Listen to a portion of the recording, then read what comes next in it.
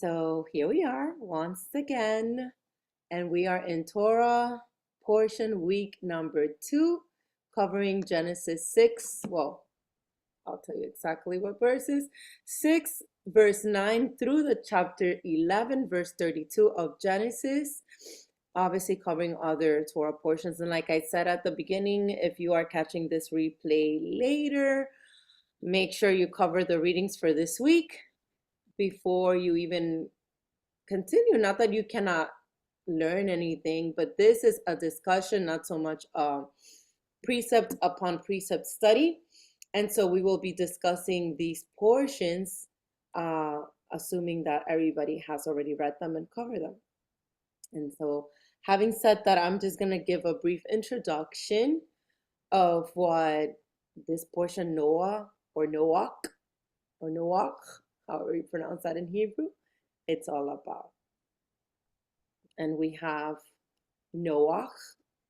It's the second portion in the book of Genesis. It tells the story of Noah and the great flood. The Most High saw that the people had become very wicked and decided to start over. And that is the whole point of this portion, because remember we said last week, the beginning declares the end, and this is literally another step into our ending. How it went with Noah, as in the days of Noah were, and so it shall be. And so this is key right here. We know that he chose Noah, who was a good and faithful man, to build an ark. And I put good. I know scripture says no man is good, but by good I mean he was righteous. He was considered righteous due to his obedience and his faithfulness, his loyalty to the Most High. Noah saved his family and pairs of every kind of animal. Later I hope the discussion comes about and the difference of the pairs of animals that he took, right? The flood came and destroyed everything else. And after the flood, the Most High made a promise to Noah, shown by a rainbow, that he would never flood the whole earth again. This portion also includes the story of the Tower of Babel, where people tried to build a tower to reach heaven, which we know that that's the firmament. And yes, they were trying to break through the firmament. Because of their pride, the Most High confused their language and spread them across the earth. These stories teach us about the Most High's judgment, mercy, and his ongoing relationship with people. And so that is our introduction to this beautiful portion. And just off the bat, in case you didn't get it already, but the name Noah in Hebrew is derived from the root word, that changed. It was supposed to be Hebrew letters. But anyway, some Hebrew letters there, which is Noach, like I said, and it means rest or comfort. And you even see that pulling back from chapter 5 of Genesis of last week, Genesis 5:28, which says, and he called his name Noah, saying, this one will comfort us concerning our work and the toil of our hands, because of the ground which the Adon has cursed. So we see that his father gives him this name. We have more details on Noah in the book of Jasher. Not that I am covering that tonight, but in case you guys remember, from when we did the precept upon precept studies, we know that Noah was born, and at first, his father thought that he was like Cain, meaning like an angel. He was part angel because he was very white, which that should, lead us to understand what the color of the skin was in those days, right? And the people. And so Noah was very white, I'm assuming very albino-like, and they were concerned that he was a son of the angels. But obviously, after consulting with the Most High confirms indeed that he is from the righteous seed. Sorry, I feel like there's a sneeze that's about to come in. Oh my goodness. Sorry, oh my goodness.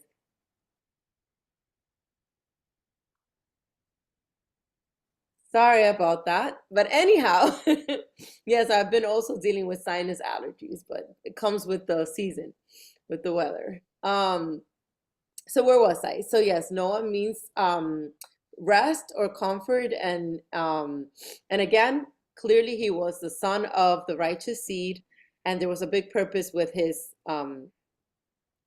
I guess, being chosen by Abba, right? So before I continue with this, I do want to discuss a little bit chapter 6. If you guys have anything you guys want to share or questions, because chapter 6, well, we read up to 12 last week. So this week is right? Yes. We read up to 12. So this week is beginning verses 13 and on.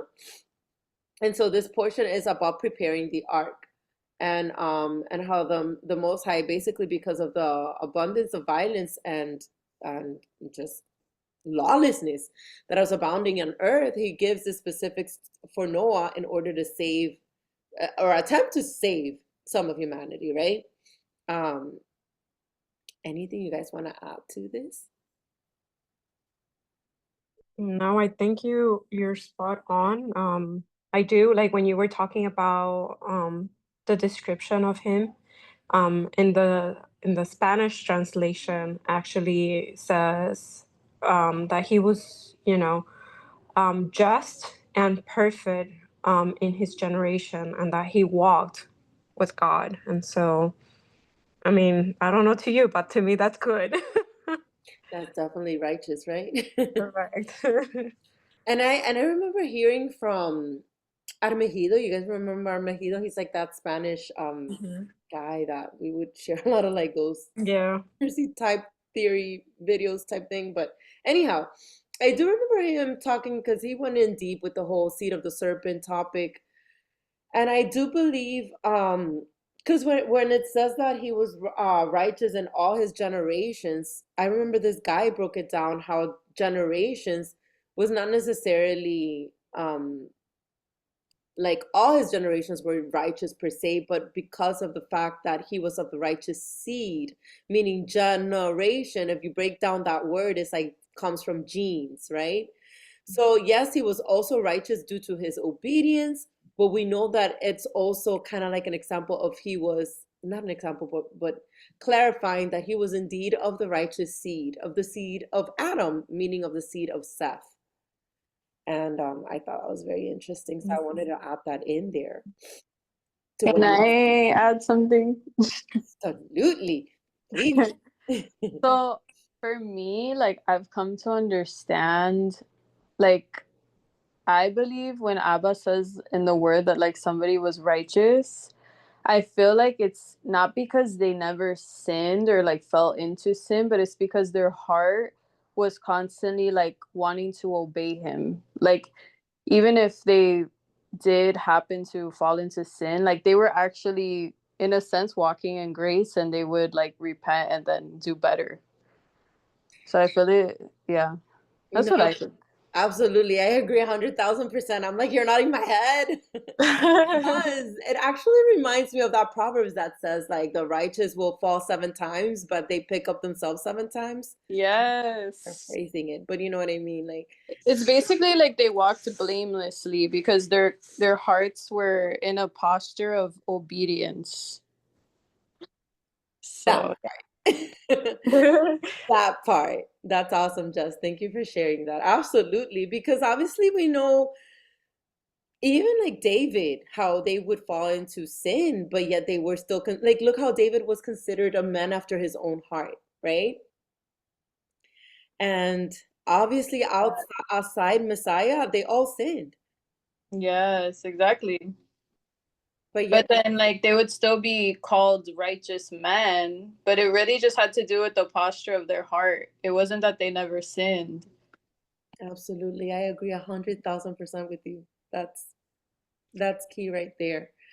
It's not about, and it goes also reminds me of Leviticus when it talks about intentional sins versus uh uh intentional Unintentional. unintentional, yes, intentional sins. I'm like, wait, versus unintentional sin, right?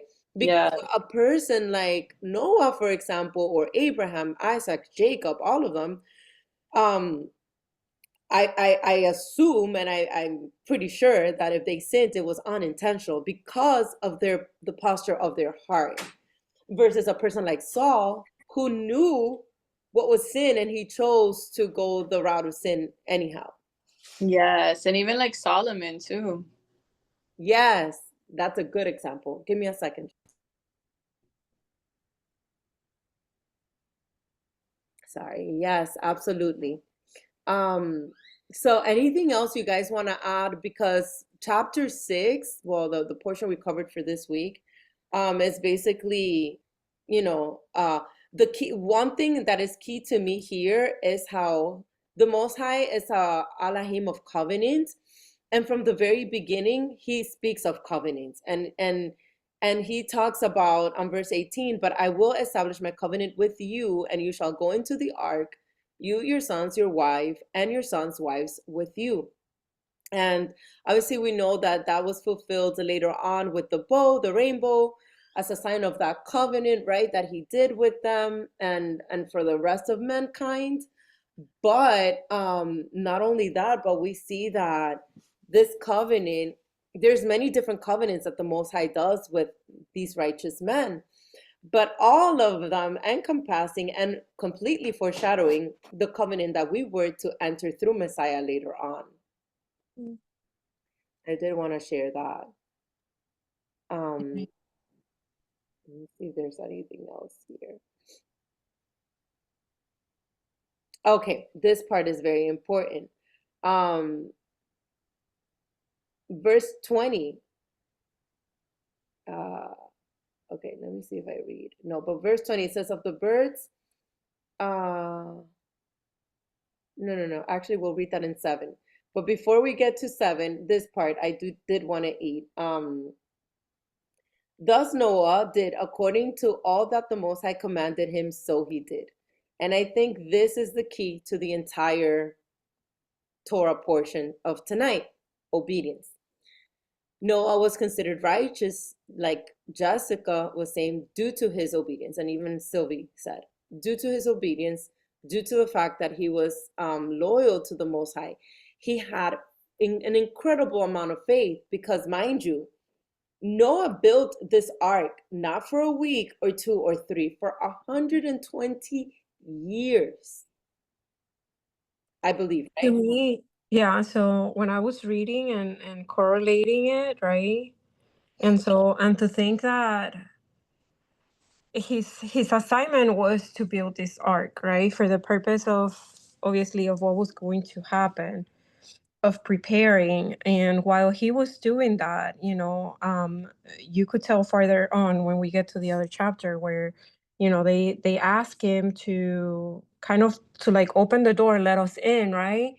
And he says, why didn't you listen when I was talking to you? So he was not just building the ark, the assignment of this vessel for protection, but he was also alerting the people, letting them know, prepare yourselves and repent, right? And if we put it in today's world, right, we're preparing with a word, right? We're preparing, teaching ourselves and becoming closer to the Most High, and putting ourselves away from the world, from what's happening, right?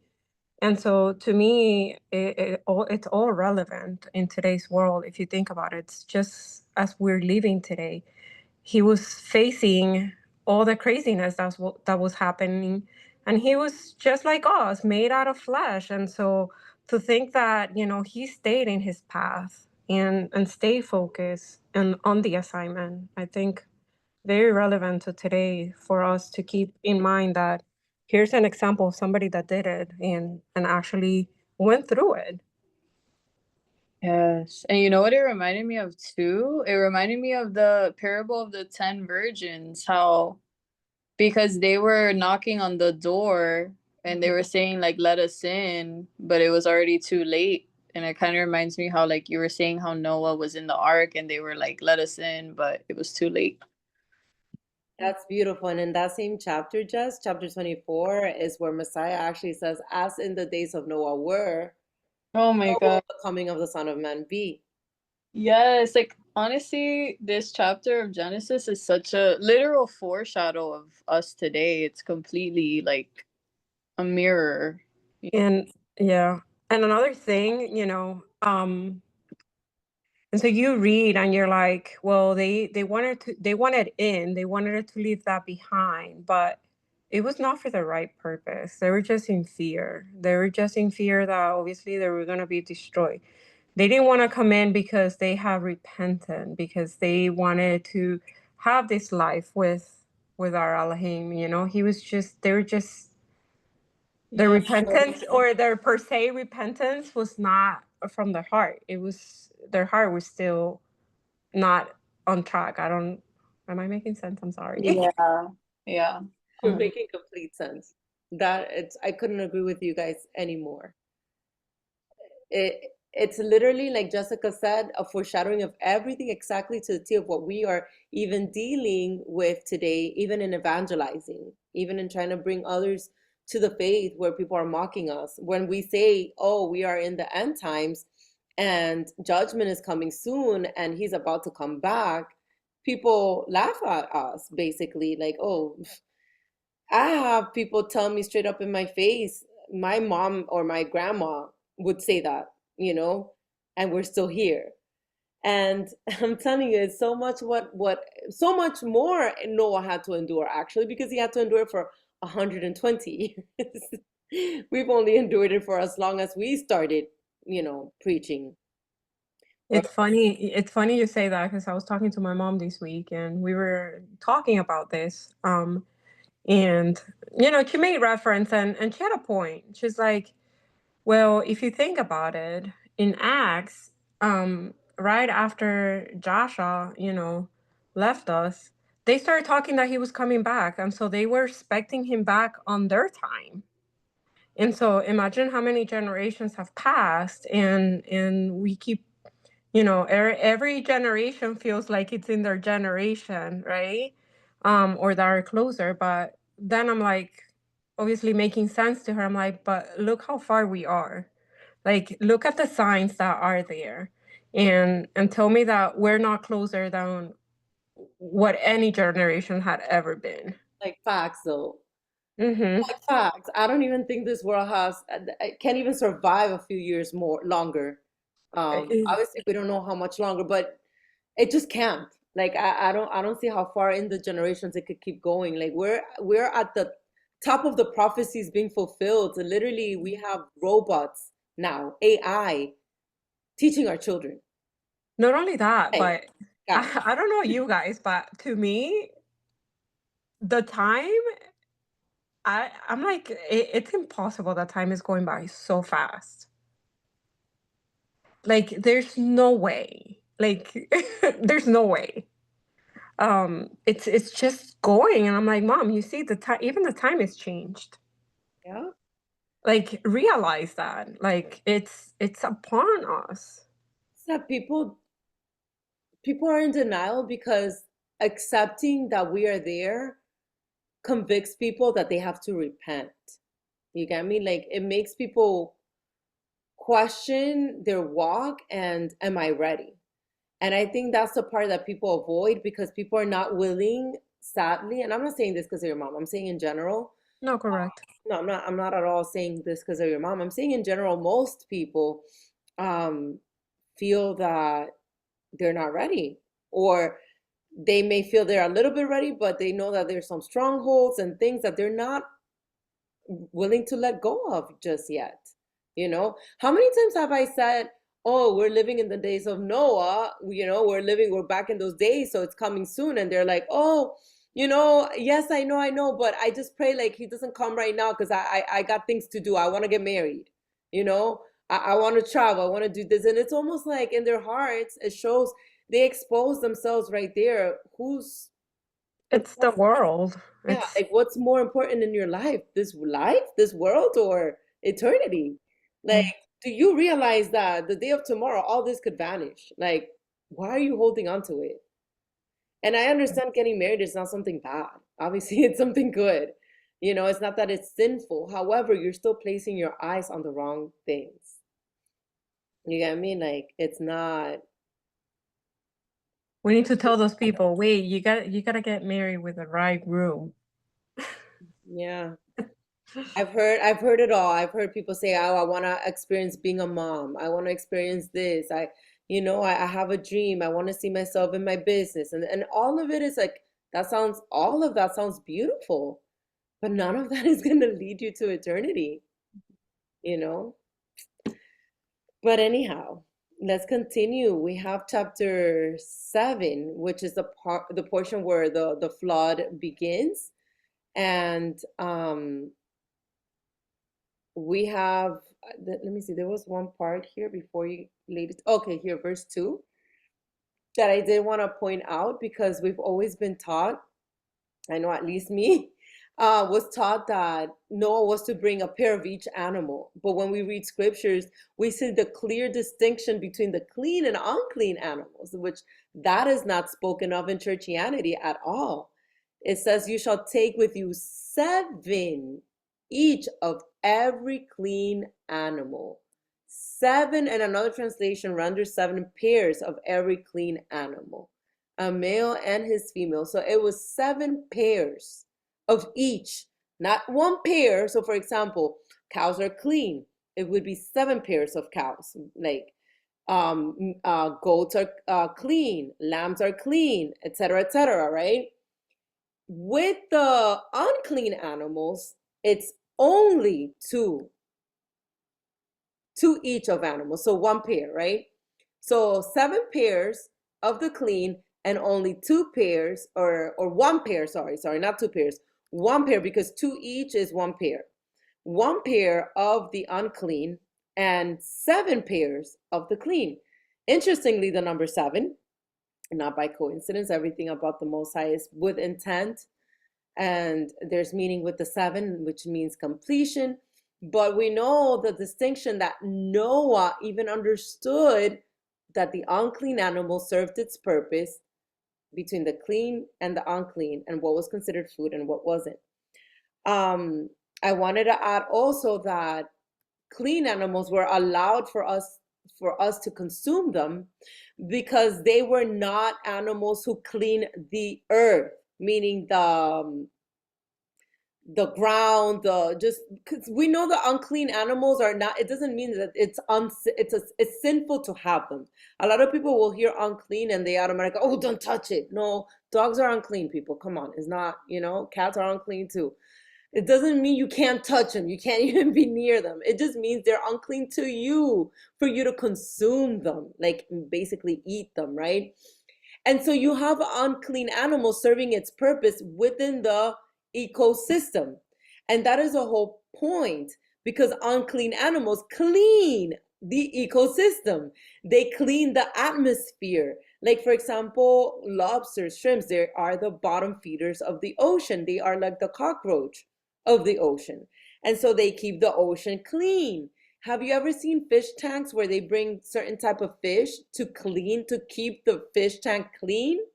So think about it this way. The Most High knew these things and why they were needed, and some that were needed for, we would need for food in order for us to survive.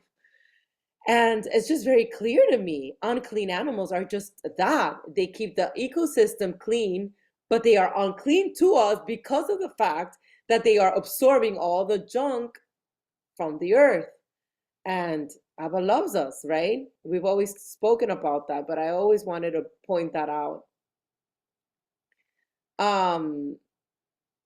Yasmin is like, my squish. I Yes. was thinking earlier when I was reading this chapter of Genesis, I was like thinking, I mean, I could be wrong because I haven't looked into it too much, but I was like, maybe he needed more of the clean animals well, actually that wouldn't make sense. I was thinking maybe to offer offerings to Abba. Yes, it was also for that. Absolutely. Okay. Mm-hmm. Yeah. And then obviously unclean animals he wouldn't need more because you just said, everything you just said. Absolutely. The clean animals were for not only for consumption, but also to make sacrifices unto him for atonement. We see Noah, I'm not sure.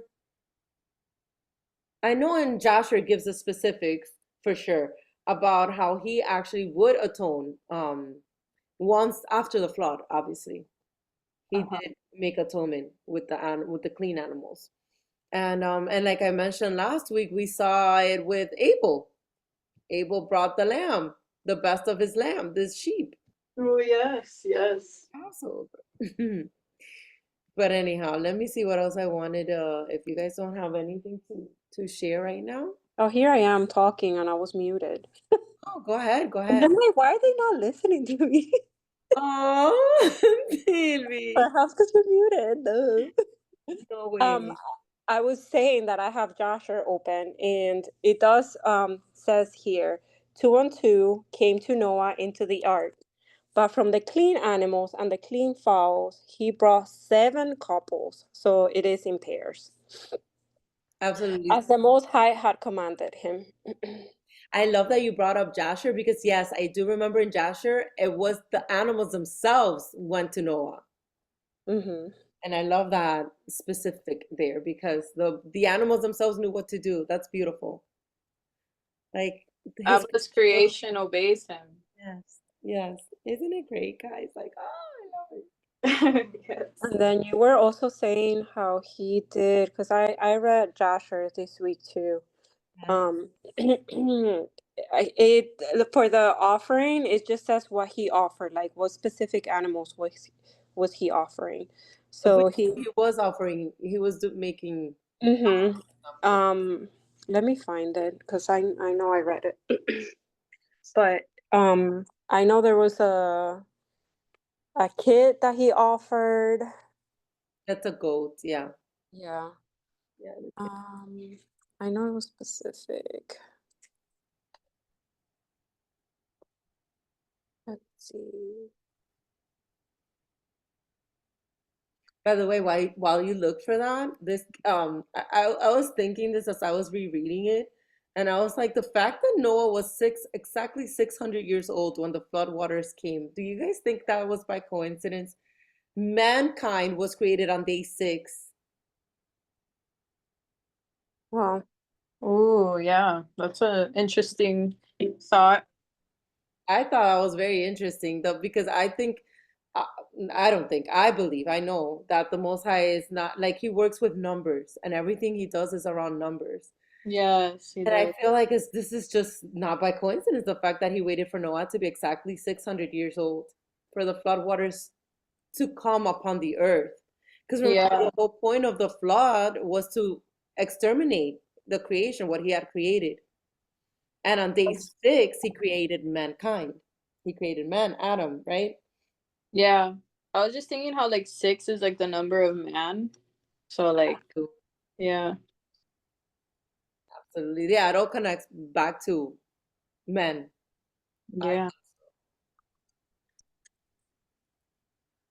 Did you find it, Sylvie? What you wanted to share? um, I'm trying to find it because I I read it, but I read I read Jasher and then Jubilees, so I don't know which one did I read. I read them all. Oh my gosh. That's I was awesome though. I was rereading because like some translations are more specific, and then from when we did it the first time, that book where I highlighted stuff, I had lent it to somebody, so I have a new book. But I know I read it, and it was very specific of the animals that he was offering to the Most High. I just wanted to share that, but we could keep on.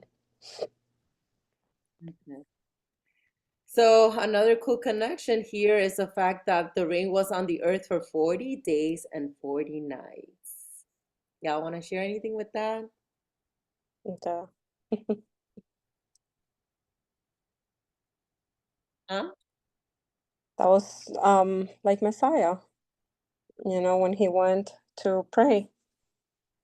Yeah, Yeah. like all the prophets would fast 40 days and 40 nights. So it's like interesting. And obviously like Messiah. Mhm. Um, Moses, Elijah. yeah.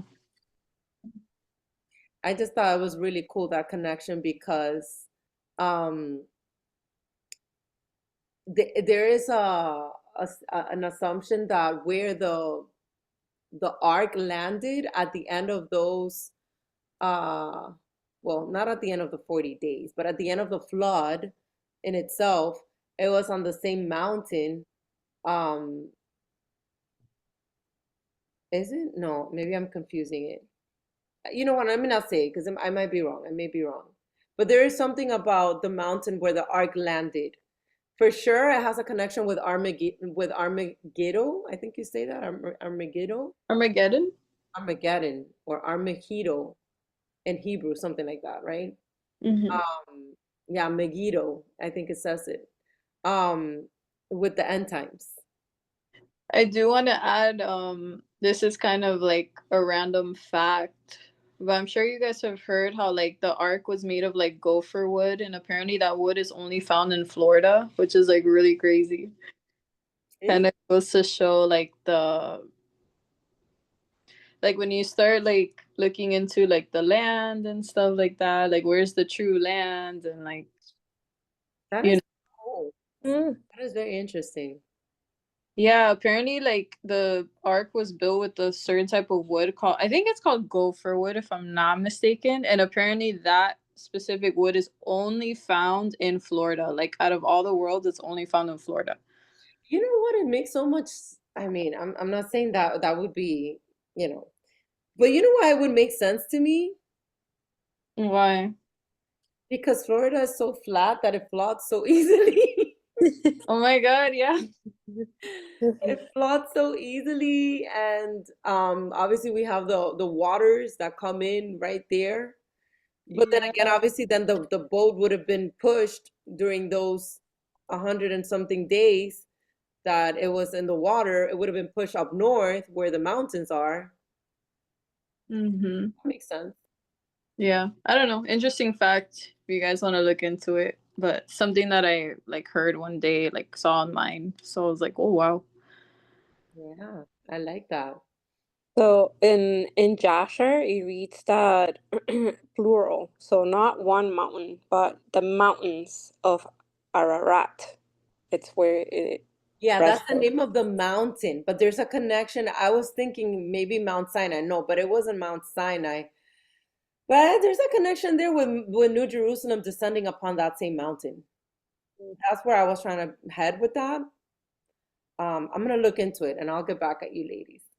And then I did find the offering. So it said here that he celebrated with a burnt sacrifice to the Most High, one young ox, one ram, and 7 sheep, each a year old, and a kid of the goats, that he made atonement thereby for himself and his sons. So we see him doing atonement there as Mm-hmm. a priest in the order of Melchizedek. Mm-hmm. Interesting. We see that taking place, and a lot of people will say, like, no, but you know, that was only during the Levitical priesthood. Well, they understood the clean and the unclean very well. All right, so we have again the flood was on 40 on the earth for 40 days, 40 nights, and again, I know we spoke about this when we did the line by line study, but it's always like you read it so like casually, like, oh yeah, the earth was covered and the boat was just there looking pretty. No, guys, that boat was that was intense. That boat was being rattled from side to side, and I can only imagine the amount of trust that those people must have had on the Most High at that time, because the waters prevailed exceedingly on the earth. Exceedingly is not gonna be like your boat is just there like on top of waters. Have you guys ever been like on a cruise or any type of boat where there's a little bit of movement more than usual on the waters and you feel like, whoa, I'm gonna throw up? Like super seasick? Now imagine that 100,000 times magnitude. So So I'm gonna read here. You're saying that, and I have Jasher open. I'm And sorry?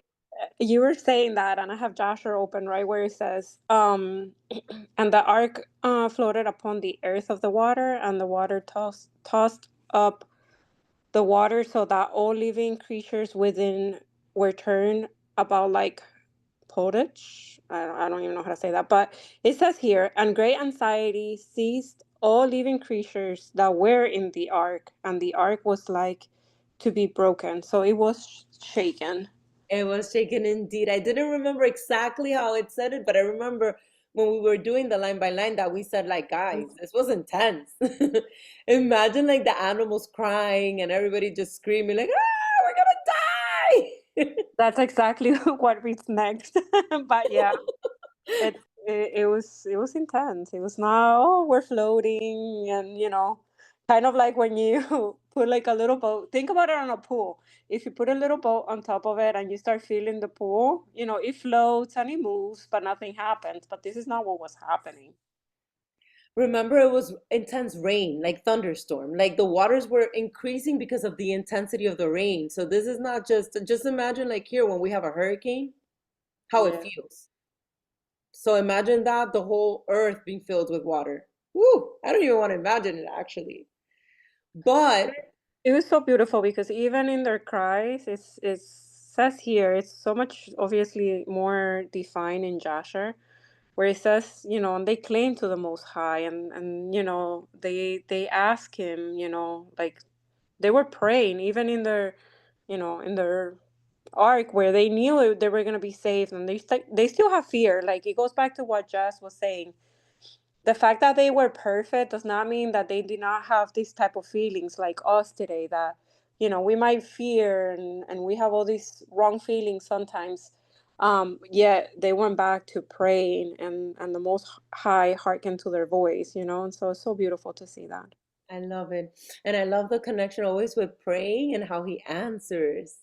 It reminds me of Messiah when he was on the boat and the disciples feared because there was a storm, and he just stood up and he caused the winds to stop. But they cried out to him, like they woke him up, which, if you think about it, is foreshadowing of us crying out to him when we are in trouble, when we fear, right?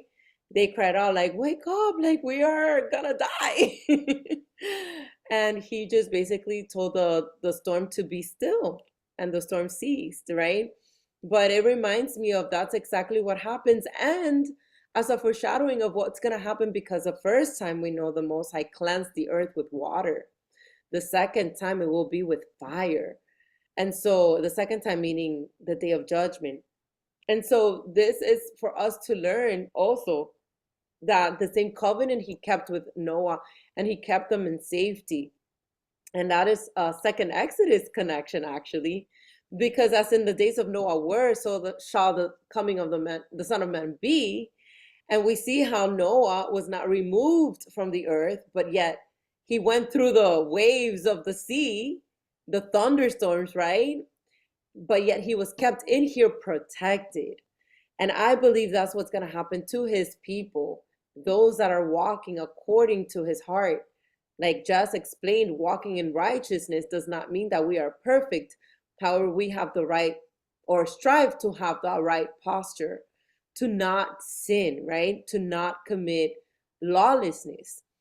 And to live by his Holy Spirit and be led by him always. And when you live like that, your mindset is, things are gonna happen. It's been prophesied. There's nothing in scriptures that has not come to pass. It all comes to pass. And so our hope is that we will be protected just as Noah and his family were. And it all goes back to the beginning. That's exactly what's going to happen to us. Obviously not with water, but we know whether spiritual fire or real fire, not sure how that's going to look like, but we will be protected. So that's a reminder to us from this section of the Torah portion that we can take today. We see that everything that had the breath of the Spirit, and we know that that's the Ruach, right?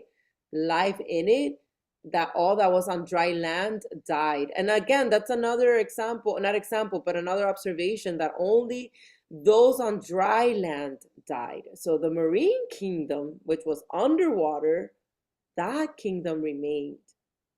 So remember that. And again, he confirms that in verse 23, where it says, so he destroyed all living things which were on the face of the ground. And of course, that includes the birds of the air, man and cattle and the birds of the air, right? Creeping things. But it does not talk about the sea life, right? The marine kingdom. They remained alive. But then on the earth, only Noah and his family that were inside the ark remained alive. So 150 days were the days of the entire waters prevailing on the earth. 150 days. So Noah built the ark for 120, I believe, right? And then was inside the ark for 150. So yes, Noah was a chosen person for the task indeed. Anything else you ladies want to add to chapter 7? I wanted to share a precept from Hebrews. I don't know if you had shared it before, but it was Hebrews 11:7 through, well, just 7. By faith, Noah, being divinely warned of the things not yet seen, moved with godly fear, prepared an ark for the saving of his household, by which he condemned the world and became heir of the righteousness which is according to faith. Amen. Just wanted to share that. Thank you, Yasmin. That was perfect because it all goes to believing him. It all began by faith. And that's what I said. That goes perfect with what we're sharing. Walk by faith, not by sight. Yes, and that goes for us, something to learn from Noah, to learn for us. Walk by faith, not by sight, not by what our eyes will see and are seeing in the present or in the future. Remember that. Let's take that with us from this portion, right? Amen. All right, so I'm going to move it to chapter 8. So recapping on chapter 8 had to do with now the fountains of the deep stopping, right? Being stopped, and now they're waiting there until there's a sign of life, right? And yes, here it confirms the same thing of Jasher, that the ark rested on the mountains of Ararat, and then that this was interesting. This is an interesting connection here because this was during the 7th month. So, what do you guys remember takes place in the 7th month?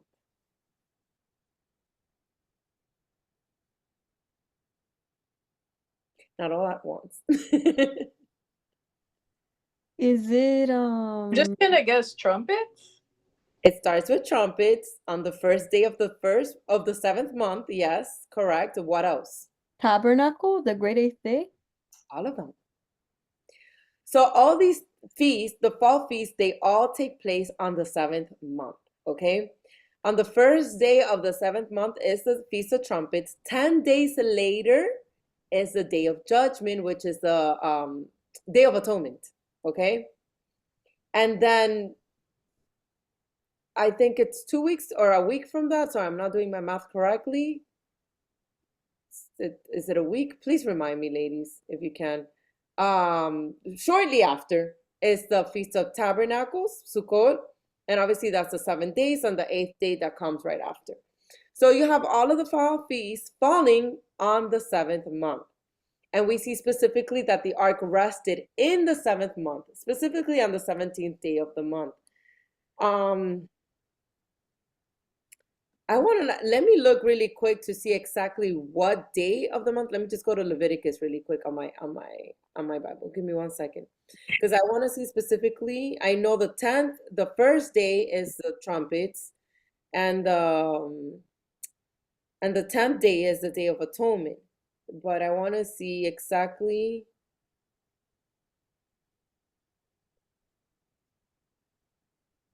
Okay, that's what I thought. Yes. So confirming, Feast of Tabernacles or Sukkot begins on the 7th month, on the 15th day of the month. So this ark rested during the foreshadowing of the millennial reign. Y'all not see it? Okay, so how is this foreshadowing for us? Noah and his righteous seed was kept protected in an ark while the earth was being cleansed. Day of Atonement is also a representation of a cleansing that's going to take place during the second coming. We know that the Feast of Trumpets indicates Messiah, that shout from heaven, right? The blow of the ram's horn, the shofar, Messiah is coming. The bridegroom is coming, right? That's what Feast of Trumpets represents. 10 days later, You have afflict your souls, repent. Here comes, the day of judgment. And so then on the 15th day, you have what we celebrate, the scripture tells us to celebrate Sukkot, which is a representation of when he comes to tabernacle with us. Are you guys following? Yes. Okay. So during the 7th month is when the ark rested. Rested. In other words, the 7th month represents our rest in the millennial reign, and it represents us being protected also during the end times, being literally landing into our rest in the millennial reign in the New Jerusalem, which is what I was trying to make the connections with the Mount of Ararat and the New Jerusalem being, it's been spoken of being landing on that same mountain. Let me go really quick because I have made a post on mountains and I'm pretty sure I had made a connection with that I can't recall. So I'm going to go to it really quick. Okay, so we have,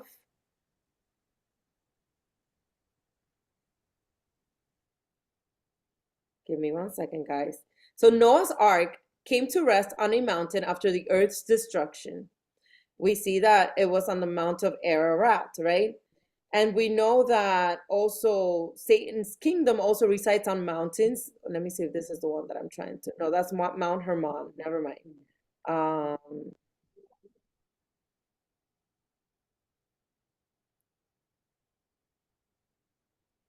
Okay, I don't exactly have it here. I thought I did. But basically, the war of the day of judgment will take place on Mount of Megiddo. That's the name I was trying to say. We know it's Armageddon.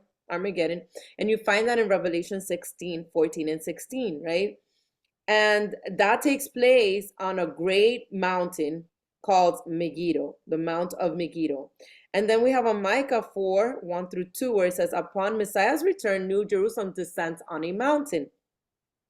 So that's the mountain that is, I believe there's a correlation with the New Jerusalem descending on that mountain and where the ark rested on this mountain. I may be off with the mountains, but the whole point is that it rests on a mountain and the New Jerusalem descends on a mountain. So perhaps let's just focus on that and not so much on the name of the specific mountain, but maybe there's something there, right? So then we know that there were still waters, obviously, and they decreased continually until the 10th month. So they were from the 7th month to the 10th month. But again, the connection of them resting on the 7th month, I think it's key. That's all I'm going to say. I think that is key. And again, we see that at the end of 40 days, Noah opens the window of the ark, which he had made. And that's when he sends the raven, right? And then we see that it wasn't until he sent it again. Let me see if it's here. And he waited another 7 days. By the way, the connections with the 7 days throughout is just like 7 days and rest, 7 days millennial reign, Noah's name representing rest, right? Everything has to, it's just crazy to me. But yes, he would wait 7 days to see if the waters had receded. And now he sends again and waits another 7 days. And now this dove comes in the evening and with a freshly plucked olive leaf. And what do you know? An olive leaf representing, obviously, it's a leaf from an olive tree, which I believe is a representation of Messiah, which is the tree of life. So again, everything in the beginning not only foreshadows the end, but foreshadows Messiah. Like, for example, the ark being the rest, like the place of refuge, is also Messiah. Entering through the door is also Messiah. The waters cleansing the earth, the water cleansing, also Messiah.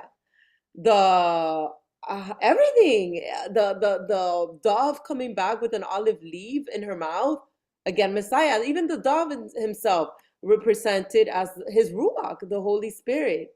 I'm telling you, everything is just like amazing. The word is alive and it's just so deep and so wide. Oh my goodness. So we see that it wasn't until, and in verse 13, we see that on the 601st year, so a whole year later, and then we see in the first month, on the first day of the month, so that was spring already. So the first month, the first day of the month, we know it's Abib or Nisan, right?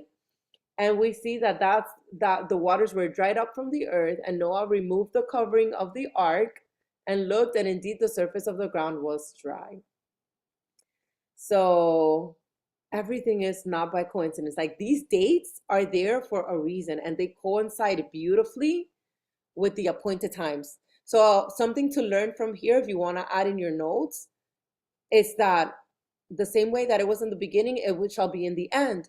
And the same way that he did everything during an appointed time, is because we shall look into his appointed times, because he will return and move and do everything in regards to our salvation, our redemption. Everything will be surrounding or on an appointed time. So that is key. And we know that the first month, the first day, obviously being a new moon, it's also a Sabbath. Just wanted to point that out. Noah's name represents rest, remember, or comfort. So, okay. Anything else you guys want to add? Sorry, I'm not saying much since I'm at the salon, like I told you. Yeah. Okay. So we also know that, again, because a lot of people will say, like, how did the seed of the serpent come about afterwards? If righteous people were the only people that were saved were righteous people, right? Or righteous generations. But we know that Noah was righteous in his generations, right? But it doesn't speak about his wife, nor it speaks about his sons. And we're going to see something that took place on chapter 8. Let me see if there's anything else before we move on to chapter 8. Oh, this is confirming what Silvana had read in Jasher, about that he took of every clean animal and of every clean bird and offered burnt offerings on the altar. So again, confirming that the burnt offerings were from the beginning, way before even Moses even thought of existing, or Aaron, the priest, right? The high priest. And we see a similar response that we see in the Exodus. And the Adon smelled a soothing aroma. Remember when they would atone and do the burnt offerings in the book of Leviticus, we would see the same thing, that it was up, that he would receive these offerings as a pleasing aroma. So nothing new. It was nothing new in the book of Leviticus. This was already taking place way before, right? And this is when he did this offering, that's when the Most High said in his heart, I will never again curse the ground for man's sake, although the imagination of man's heart is evil from his youth, nor will I again destroy every living thing as I have done. So all this came about after he does this burnt offering on the altar. Very, very foretelling. Very foretelling. I feel when it comes to like the burnt offering and the commandments and all that was there, I feel like, and this is me, and obviously I might be wrong, but like not everyone understood that when obviously the Leviticus priesthood was established, and that's why he had to put it in writing for everybody. Like, I feel like only certain people knew that it had always been there from the beginning, right? And so it's kind of like some people know, some people don't know, so now let me make it known to everybody. Kind of like the same way, like I'm like, the commandments were always there from the beginning, from day one, right? And he had to put it kind of like on paper for the people so that they, okay, here it is. Like, this is your set of rules that you have to follow. Absolutely. Absolutely. And that it was important for him to have it in writing, that he himself wrote it on tablets of stone the first time. Absolutely. I agree with you, Sylvie. So now we're going to keep on the topic of Noah and his sons and his wife, right? And let's see how that seed got corrupt. And so we see that he blesses Noah and his sons and said to them, be fruitful and multiply and fill the earth. So off the bat, I want to point out there that it was not a sin to do the wiggy wiggy, and he commands them to be fruitful and to multiply, right?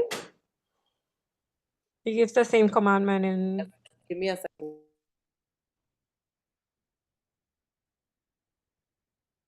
Sorry, my husband is in the room. What were you saying, Sylvie? he gave the same commandment to Adam and Eve. Absolutely. Yes, and the same commandment from the beginning, from Eden, like we said last week, right?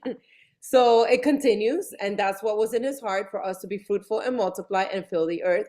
Now he's like Silvana just said, he gives it to Adam and Eve, but they failed miserably. We spoke about it last week, and we know how they failed, but obviously Abba gave them grace and allowed them to have another righteous seed through Seth after Abel, right? And so now he's telling Noah, go and do it the right way, right? Be fruitful and multiply and fill the earth. But this is what we see that takes place. We're going to see what takes place.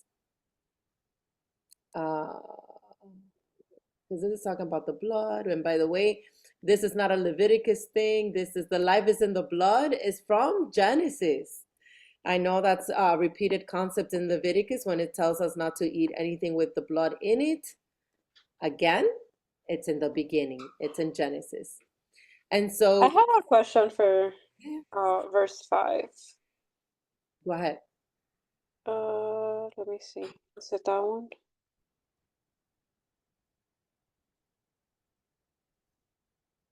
You want me to read it? I'm reading it. So when I read this, I don't know, and correct me if I'm wrong, but he gave me the you shall not kill commandment. Mm-hmm. Do you see that there too? Absolutely. Okay. You shall not murder, more like, yes. Mm-hmm. For surely lifeblood I will demand a reckoning. From the hand of every beast I will require it, and from the hand of man, from the hand of every man's brother I will require the life of man. And obviously this is coming because of what took place with Abel and Cain. Yes, absolutely. And look how he demands a reckoning, not only from man but also from beasts. Mm-hmm. From every beast I will require it. In other words, they're not supposed to kill man, though the Most High allows it, right? Yeah. But then he requires it from them. So then there you see commandment again. And you see it, yes, and you see it in verse 6 where it says, whoever sheds man's blood, by man his blood shall be shed.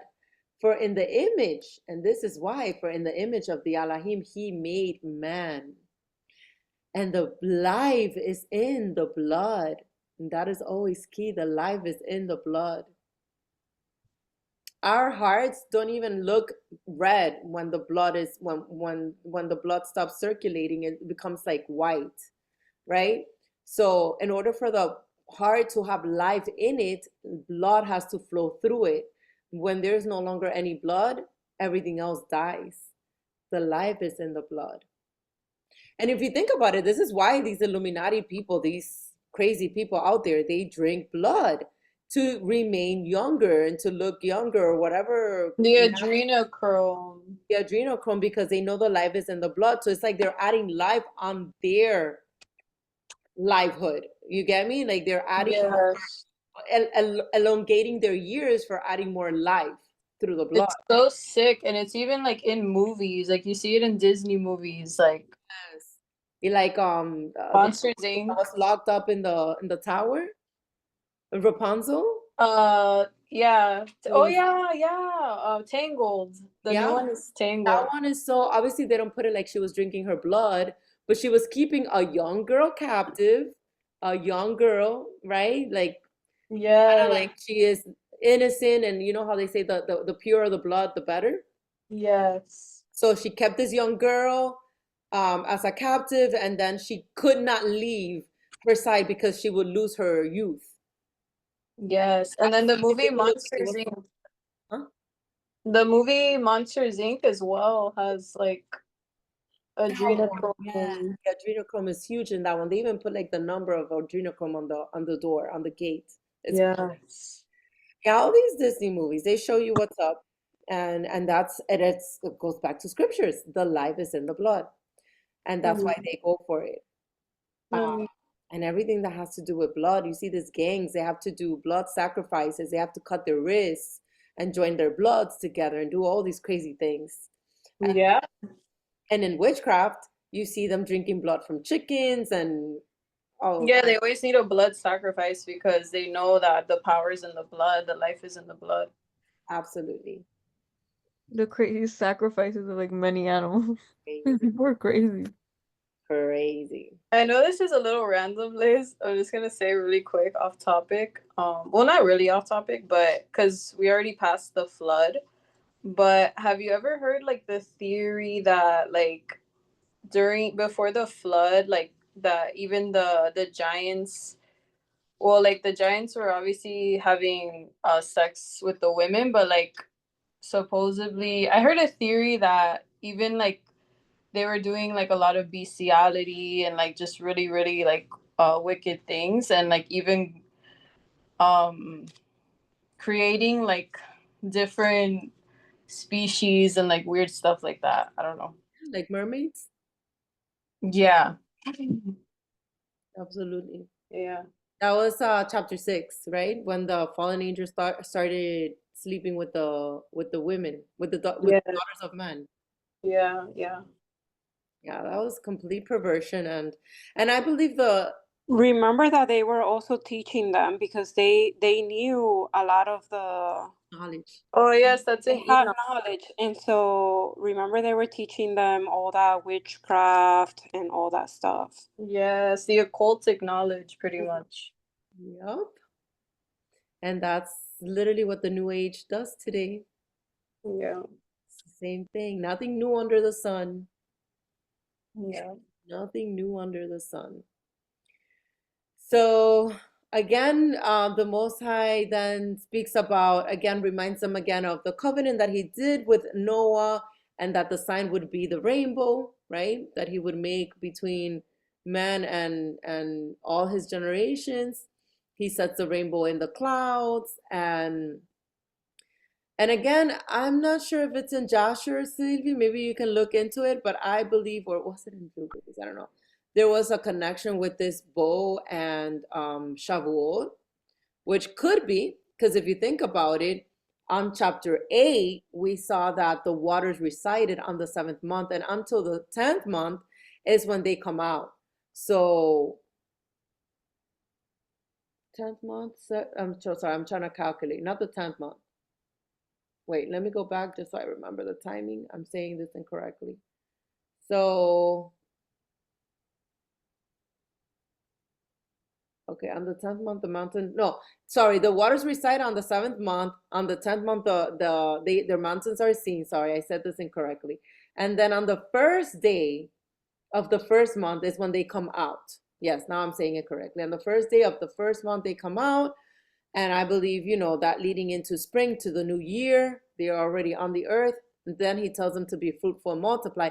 And if you think about it, it makes sense that this bow would be placed kind of like around Shavuot, because the Shavuot is on the third month, first, second, I believe it's on the third month. And so it could be.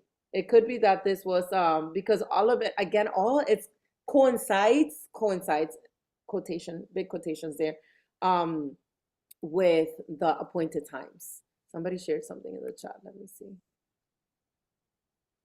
Hi, Michelle. Yes. Are you talking about the timing of the bow, of the rainbow?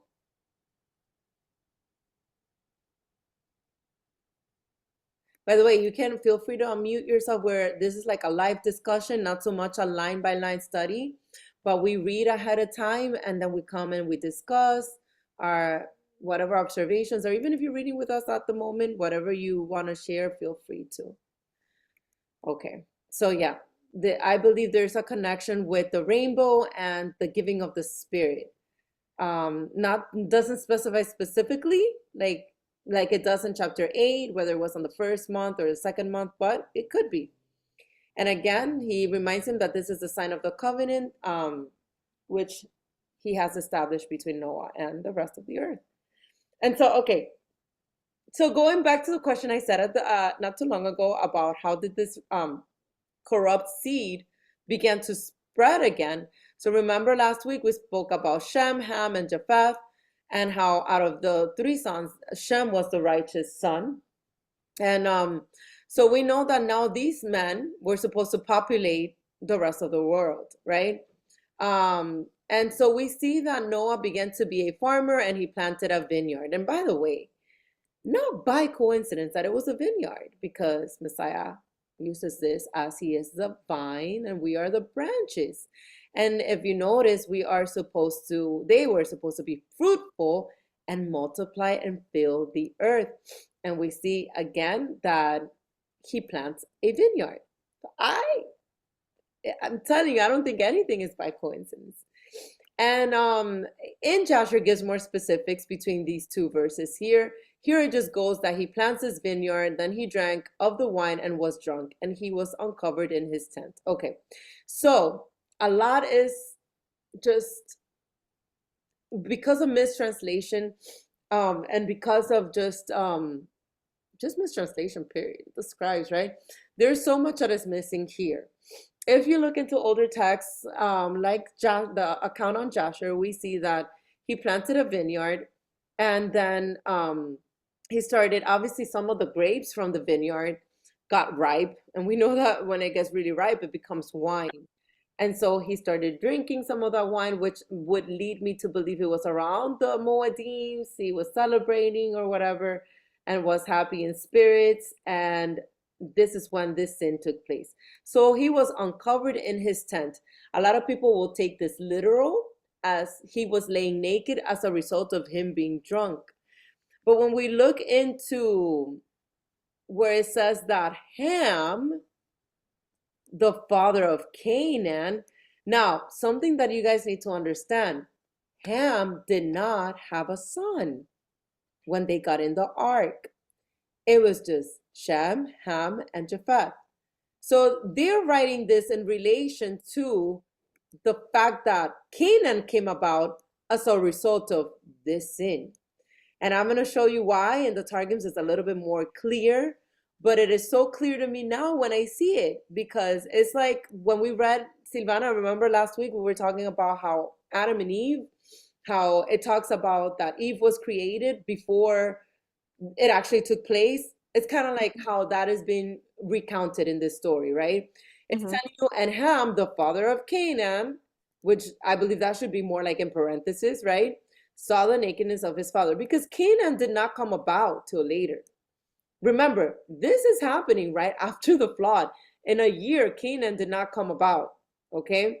So it says, Ham saw the nakedness of his father. And I forgot to put it in my readings here, up here. But we know when we did the line by line that according to Leviticus and Deuteronomy, if I'm not mistaken, it says that the nakedness of his father, of the nakedness of your mother is the nakedness of your father. If somebody can look it up and share it in the chat or just read it out loud, I would highly appreciate it. But basically the nakedness of a woman, of the mother, not a woman, of a person's mother is the nakedness of his father. So what does this mean? Understanding that, and the Most High says it more than once in different accounts within scriptures, like I believe 2 or 3 times. And so when we see that Ham saw the nakedness of his father, what it's saying is that Ham saw the nakedness of his mother. In other words, mean he slept with his mother. And he told his 2 brothers outside. Again, when you read it like that, and the story that has been told to us and read, it kind of doesn't make any sense. Like, what? And I'll show you in the Targums quickly. I want to take my time here just so we can see this and discuss this. And it says, but Shem and Japheth took a garment, laid it on both their shoulders, and went backward and covered the nakedness of their father. And again, according to Leviticus, the nakedness of the father is the nakedness of their mother. So their faces were turned away, and they did not see their father's nakedness. In other words, the 2 brothers did not, what I get from this, sleep with their mother. Because what I believe Ham was trying to do was get the brothers to also sleep with the mom. So Noah awoke from his wine. So Noah was not aware of all this happening, right? So, and then he knew what his younger son had done to him. And then he said, check what the curse is. It says, cursed be Canaan. Cursed be Canaan, a servant of servants, he shall be to his brethren. So he curses Ham's son. Instead of cursing Ham, he curses Ham's son. And then he says, a servant of servants, he shall be to his brethren. And he said, blessed be the Adon, the God of Shem, and may Canaan be his servant. May the Most High enlarge Japheth, and may he dwell in the tents of Shem. And may Canaan be his servant. And Noah lived after the flood 350 years. All right, so I'm going to go to the Targums really quick. You read it right there. Sorry. Huh? Where he says, he should be a servant of servants, he should be to his brethren. Meaning, Canaan, if you think about it, is half brothers with the other two. Oh. Like Cain. Mm-hmm. And it's crazy because yes, he's not saying his brothers are not his uncles. It's where is it? Go up on 25. Yeah, he shall be to his brethren. Yeah, because thank you, Sylvie, for pointing that out. He was literally their brother, not their nephew. And it's funny because in Genesis, we'll see later specifically that Lot is spoken of Abraham's nephew, right? So this is not a nephew situation. This is brethren. And I just want to read really quickly to see how it renders in the Targums. This is chapter 9, verse 20 something. Wait, let me see specifically verse. Let's just read from 21. Okay. Chapter 9, this is 8, verse 21. Because the Targums always adds more clarity. Okay. Okay, actually, I'm going to read from 20 because see, here it gives the specifics I was giving you guys about him with the grapes. So it says, and Noah began to be a man working in the earth, and he found a vine which the river had brought away from the Garden of Eden. Remember what it said, I am the vine, ye are the branches? And he planted it in a vineyard, and it flourished in a day, and its grapes became ripe, and he pressed them out. And he drank of the wine and was drunken, and he made himself naked in the midst of his tent. And Ham, the father of Canaan, beheld the nakedness of his father, and showed to his brethren without. And Shem and Japheth took a mantle and bare it upon their shoulders of each, and went backward and covered the nakedness of their father, and their faces were turned back. And the nakedness of their father they did not behold. And Noah awoke from his wine, and knew by the relation of a dream what had been done to him by Ham his son, who was inferior in worth, on the account that he had not begotten a fourth son. And he said, a curse, and look, this is the part, look, an account that he had not begotten a fourth son, meaning that Canaan was a son of Ham, not of Noah, okay? And he said, accursed is Canaan, who is his fourth son. Well, here is saying his fourth son, but we know that Ham didn't have other sons. A serving servant shall be to his brethren. So there is not sure how Joshua renders that. That's good looking into. And he said, blessed be the Adon, the God of Shem, whose work is righteous, and therefore shall Canaan be servant unto him. Let me see what else it says here. Oh, look, here it talks about the schools of Shem. The Adon shall beautify the borders of Japheth, and his sons shall be proselyted and dwell in the schools of Shem. And Canaan shall be a servant to them. And Noah lived after the deluge 350 years. Okay, so it doesn't add too much, but I don't know. My memory fails me. I remember when we were doing the line by line, we saw so many connections here with Canaan looking like the product, or maybe it was because of Jasher, or more so in the other chapters of the Targums. Canaan was the byproduct of from what it looks like, from Ham and his mother. And if you think about it, Canaan was the land, obviously it was named after Canaan, but it's the land where it bore giants. Remember? That was a promised land where later the Israelites went to. And when Joshua and Caleb went, it says that they were giants in the land and they were eating basically each other. They would eat people. So, makes sense because of that seed of the serpent, in some way, somehow made it through Ham. So just wanted to point that out. And it's crazy because it's like nothing new under the sun. Nothing new.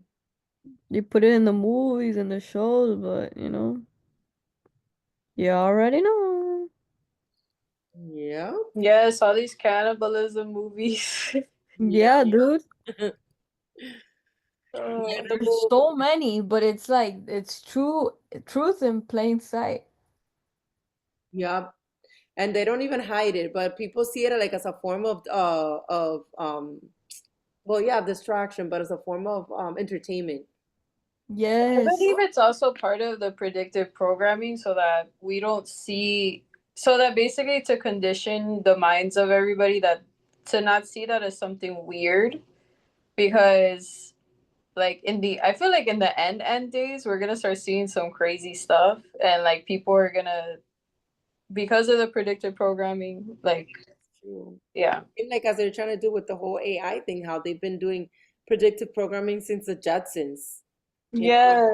Made robot. I don't know if you guys saw it, but they also had a commercial that came out in the UK first months ago from KFC about humans being the chicken. Oh, I saw that. Right. Mhm. Oh my goodness gracious. Yeah, the commercial has like all this like symbolism and basically showing that you're eating like people. You think you're eating chicken, but you're actually eating people. Oh wow. That's crazy. I mean, it doesn't surprise me, but wow. Yeah. I mean, I only Exactly. ever ate KFC for their biscuits, I'll be honest. Hey, it's bread. I haven't had it in years, like since I was probably like in middle school. I think that's the last time I ever ate it. I don't think But the last time I those had. biscuits, I will tell you, I'm a sucker for the biscuits of Chick-fil-A too. Anybody that has a biscuit. Oh, biscuits are good. They're greasy, but good. Yep. No, but I wanted to talk about, sorry, before I forget my train of thought. Speaking of predictive programming, you know what movie came to mind? Not about cannibalism per se, but more like the Bloodsuckers. Remember the oh my goodness, the vampire movies, Twilight? huh? Twilight? Yes, the Twilight series. Yeah. That's super predictive, and they even show you the mixed seed. How Oh That's right, yes, though. you see, like the guy, what was the guy's name? The vampire Edward Uh, falls in love with a woman who's of the seed of Eve, Adam and Eve, if you think about it. That's Because crazy. mankind, he falls in love with her. They have like this romantic affair, like we are meant for each other, but we can't be together type of thing. Kind of reminds me of what took place in Garden of Eden. But anyhow, yeah. and then after all these years, and they finally like get together, and she gets pregnant, and then she has this daughter who is half and half, right? And half Yeah. Hybrid. yes. And then in order for the mom to survive, they had to bite her, like to inject venom in her blood to make her one of them and make her And it immortal. reminds me of the vaccines, to be honest. Ooh, didn't even think of that, but ooh, Yeah. try not to mention the B words because they might put down my things. Just Yeah. keep in mind, please. Jabber. They could censor the video. Yes. But yeah, going back to where was I? Going back to chapter 10, so we're talking about the genealogy. Okay, so we see Noah has Shem, Ham, and Japheth, and sons were born to them after the flood. And so we see the sons of Japheth, and that's, by the way, from Japheth is that we see the Ashkenazi Jews come from. Just wanted to point that out, which the Ashkenazi Jews, if you guys didn't know already, are the ones that are in the fake land right now, I call it the fake land, but you know what I mean. They come from Japheth, not from Shem. So I wanted to specify that, okay? And then we have the sons of, okay. So Ham, here we go. So we see Ham. Ham has Cush, Mizraim, Put, and Canaan. And it's so crazy that we see that Cush are, let me see, no, was it Cush? Oh no, Mizraim, what am I talking about? Mizraim, and actually Cush too, but Mizraim is Egypt, later becomes Egypt. And I believe Cush, if I'm not mistaken, is, has it to do with Babylon? Well, yeah, because look, Cush begets, he's the one that begots Nimrod. And we know that Nimrod was a mighty one, meaning he was kind of like half and half. He was like a demigod type of thing. So clearly we see how this seed came about through the line of Ham. Where's Ham? Over here, Ham. And Nimrod is not mentioned much within the canon, but in Jasher, it gives you so much more specifics on Nimrod. But we know that Nimrod was indeed a mixed seed, possibly a giant himself.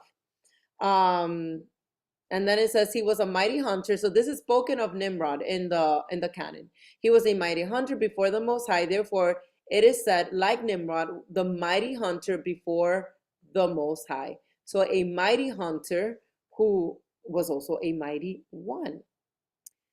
And we see from his kingdom was Babel. So the whole Tower of Babel, we know, comes from there, from the kingdom of Nimrod. Nimrod was actually the one who led that whole movement into wanting to reach the heavens, right?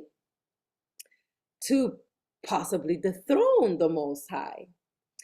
And from that land, he went to Assyria and built Nineveh, Rehoboth, and Calah. And we know Assyria later becomes, it's like Babylon, right? Assyria is the one that takes the northern kingdom captive. And we also know that when the scriptures makes reference of the Assyrian when speaking of Satan. So, and we know that Assyria built Nineveh. We also know Nineveh should ring a bell with the story of Jonah and the message of repentance brought to them. So many connections here with these lands and who Mizraim begot. And all these obviously are the nations. The pagan nations came about through through the line of Ham. And then speaking of the Assyrian, I had given you guys connections with Isaiah 10 verse 5. Woe to Assyria, the rod of my anger, and the staff in whose hand is my indignation. And again, you also see it, hold on, in Isaiah chapter 14, verse 25, that I will break the Assyrian in my land, and on my mountains tread him underfoot. Then his yoke shall be removed from them, and his burden removed from their shoulders.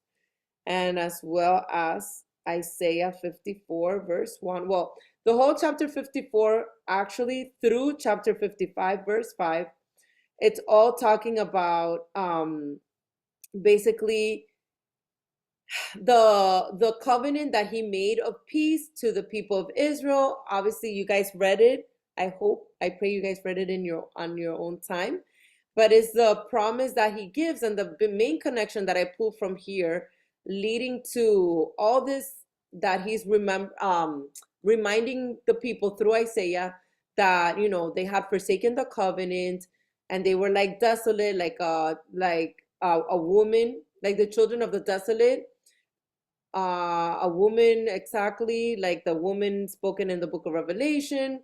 And then we have the connection on verse 9. For this is like the waters of Noah to me. For as I have sworn that the waters of Noah would no longer cover the earth, so have I sworn that I would not be angry with you nor rebuke you. For the mountains shall depart and the hills be removed, but my kindness shall not depart from you, nor shall my covenant of peace be removed, says the Adon who has mercy on you. So that is the key two verses that I want to grab from chapter 54. But we know this entire chapter is a promise that he will redeem us. And if you continue reading on to chapter 55, it was supposed to be 55 up to verse 5. You see the invitation to abundant life and the promise that he will take us basically from the nations as a set apart people, who is Israel. And so going back to all these connections with Assyria, let me see if I had Jeremiah also speaks about Assyria too. Jeremiah 47 verse 4. Oh no, this has to do with the Philistines, but it's very similar. Okay, so I'm going to read it. Because of the day that comes to plunder all the Philistines, to cut off from Tyre and Sidon every helper who remains, for the Adon shall plunder the Philistines, the remnant of the country of Haftara. And we know these are generations of Ham. So all of these people are generations that came. Here it is, Haftara. It's Haftarim here. That's what I was looking for. So all of these people are the line of the sons of Ham. So let me see, Joel. We also had Joel to read, Joel chapter 2, and this has to do about the day of the Adon. So let me go back here. So then we see, I want to skip through all the generations of Ham because this is still the generations of Ham. But specifically, Canaan is talking about the ones that came through Canaan.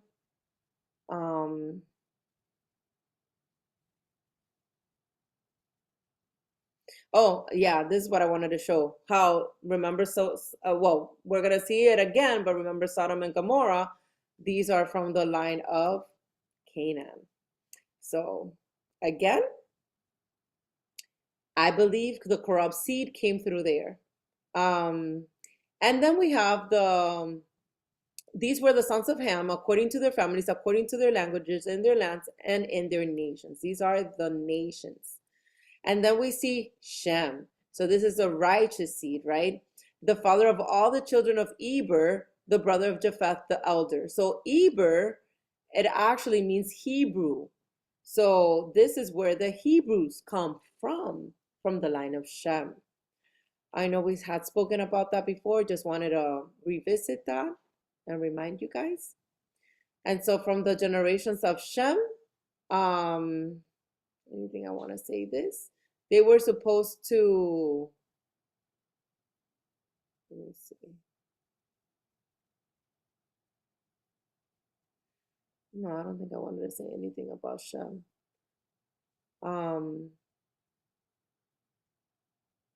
This name Peleg later comes up. I know Eber has two sons, and one name is Peleg, and the other one's Joktan.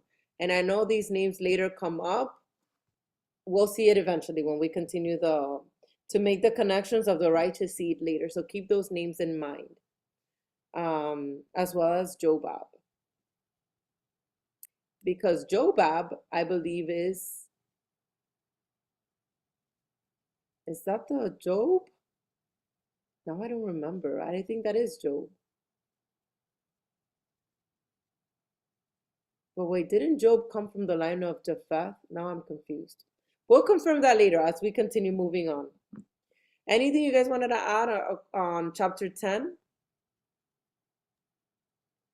I just when you were saying this is how the bad seed came upon, and if you think about it, it's kind of we're going back to the original sin and him doing the same thing. So this is kind of like the story all over again and again. And it's like, how many times are we repeating this in our lifetime? Like, And it continues the same pattern, right? you know, the same thing that happened with Eve, you know, here happens to him. Instead of Eve being the one that ate the apple, he kind of ate the apple. And again, I'm gonna say something. I'm not saying that I have it all figured out and that this is 100% it. Okay, we're all learning and we're all trying through His Ruach to uncover the mysteries in His Word. It is, however, what makes the most sense to me, because it doesn't make sense that the Most High would curse him for just seeing him naked, and specifically curse his son. You know what I mean? Like you said, it all goes back to Eve. The same way he curses Eve with child paying labor, when all she did was eat an apple. Like, what does eating an apple have to do with pushing your son with pain? You see what I mean? Like, so the connections is always with the curse, with the son, and with, I don't know, to me, again, do your own studying, continue doing your own studying, and ask the Ruach to lead you. This is not a salvation issue. It's not you're gonna lose or say or earn your salvation if you don't understand this matter. But if you think about it, it does make sense, and it makes you understand scriptures more fully, especially later on when you see everything that the Israelites go through entering back into the land of Canaan and having to deal with all these mighty people, these bloodlines that are corrupt, and why the Most High would send to kill all the Philistines and all the Canaanites, including their children and their wives. Because when you read it like that, you're like, but Abba, make it make sense. You are a loving God. Why would you want Saul to kill all the children? And not only that, he actually was mad at Saul later for disobeying him, because Saul, we see later that he kept the women and the children alive, and some of the goods of the land that he told them to destroy. But if you understand this from the beginning, it would make sense why he needed to exterminate that bloodline. Does it make sense now? Like, that bloodline needed to be exterminated because it had corrupt seed. And as long as that seed was very present, well, we're still living it today. And that's where the whole 13 families come about. Yeah. The whole conspiracy of who rules the world. And that's My exactly God. what I believe the Most High was trying to. Well, Yes, not all- I agree 100%. Like he was trying to basically kill off that corrupt seed line. And like that's why even in, I think it's in like Leviticus or Deuteronomy, like Abba says like basically purge out all the evil from among you. And like that's literally what he's been trying to do from the beginning, is to get rid of that corrupt seed. Hence the point of the flood. Well, Yeah. something that I thought of was like the fact, because there was a discussion about like why is it that incest, because somebody brought up a question once when I was doing Bible study, different one, where why was it different back in the day for Adam and Eve to have a child and then bring off those lines, and why were they able to procreate even though that they were brothers and sisters up until Noah? And then we have a new law stating, okay, you can't, there is no, it's a sin to be with mother, brother, sister, any of that. And if you think about it, right, one argument was our blood used to be pure. Our blood held no disease. When it was just Adam and Eve, they were the first. Therefore, they had no impurities in their blood. And then when we talk about like sin and atonement, we all know it's about the blood. When you're asking about forgiveness, when you're asking him to check your heart and all of that, we all know that the wickedness lies within the blood. So if you go back and you see like, okay, well, even though Eve did this one thing, why wasn't her punishment as harsh as like the Philistines, who were then, you know, he wanted to basically genocide not just them, but even their cattle and their livestock, right? It all was the fact that we were so corrupt by then, especially with like, you know, the whole flood and there being fallen angels everywhere corrupting the seed of man. And it was only found that Noah himself, and therefore his line, was the only thing that came to its purest form. Eve didn't have as much of a punishment, and you know, instead you have, you know, the woman will always chase after the man and never feel satiated, you know, like never feel that 100%. She will always be dealing with birthing pains. That's way different than, you know, the curse that he put on Canaan, who did something that now, once you try to cleanse, he tried to cleanse the entire world, you know, by getting rid of everything that was just corrupt through Noah. And now, of course, we are being judged according to that corrupted sin. So that's how it makes sense to me. I don't know, it just came. Yeah, no, that makes perfect sense. That makes perfect sense. And it goes perfect with, I'm not sure if you were on when I was saying at the beginning that, yes, that Noah was indeed righteous, but on top of that, his bloodline, meaning his generations, did not have that mixed seed, meaning Noah's direct generations. It doesn't speak about his wife, and it doesn't speak about his sons, because obviously his sons were mixed with Noah and his wife. So yeah, we see a potential of that seed continuing even through the sons, right?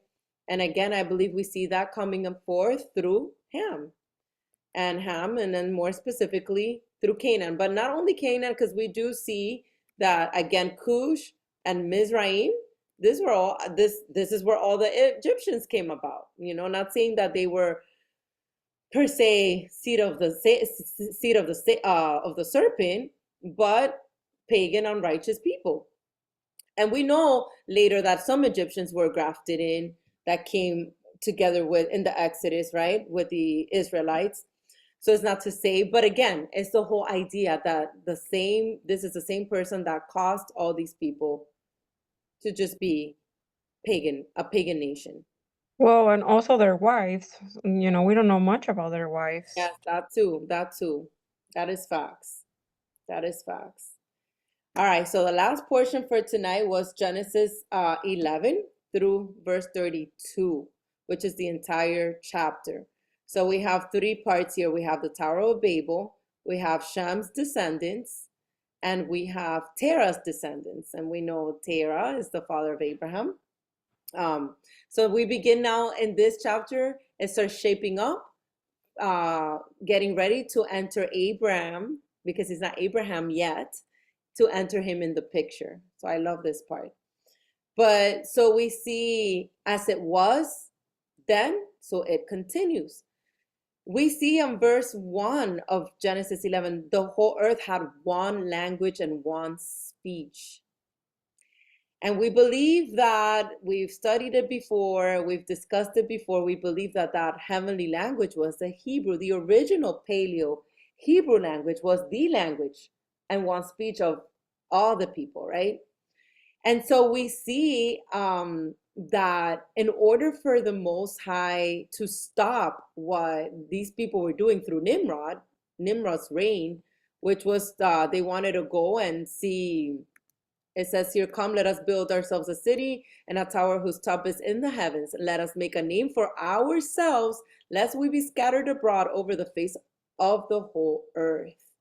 And again, this had to do, I believe, because these people were trying to claim territory, wanting to go back, partly because they were probably part of the fallen angels movement, right? And so we see that they had one language. And what does the Most High do? Clearly, he confuses all of their languages. And then he stops that. So now, with technology, with everything happening in this world, everything has advanced to the point that you may not speak another language, but you have Google Translate, you have ChatGPT, which is AI, you have all of these things that you can quickly interpret what others are telling you. Even if you go abroad and don't speak a word of Chinese, you can put it through an app and find out what they're telling you, right? And so the whole goal of Satan is to bring all the languages that were confused back into that original one language. Obviously not the Hebrew language, but his own language, which could be English. Just saying. So I believe that that's the goal of Satan, to bring the part of the one world order is to bring about that one language again, because the whole idea is for them, again, verse 4, to build themselves a city and a tower whose top is in the heavens, to make a name for themselves. They basically want to go back and dethrone the Most High. It's so crazy because, like, oh my God, like, I'm sorry to interrupt you, but Please do. because everything you're saying, like, because lately, like, I was been like making all of this click in my mind, how basically, like, Satan right now with those bloodlines of the serpent seed, he's like trying to build an army, because in the book of Revelation it speaks about how he actually thinks that he's gonna fight against the Most High with like the army that he's building right now. And it's crazy that you brought up the one language, because the English language is actually a cursed language. Like, we're literally cursing ourselves when we speak. So it would make sense that that's the language. I'm not saying it is, by the way, I'm not saying it is, but it makes sense to me that it would be, because if you think about it, every country you visit, that's like the common language that most people will speak. Exactly. You Like, know? literally. Spanish follows it pretty closely, not gonna lie. But I think English is up there. A lot of Yeah. people have said it's Mandarin. I'm like, I don't know, bro. I don't hear a lot of people Mandarin. hear a lot of people speaking Chinese like that. I barely know one person that speaks Mandarin. Right?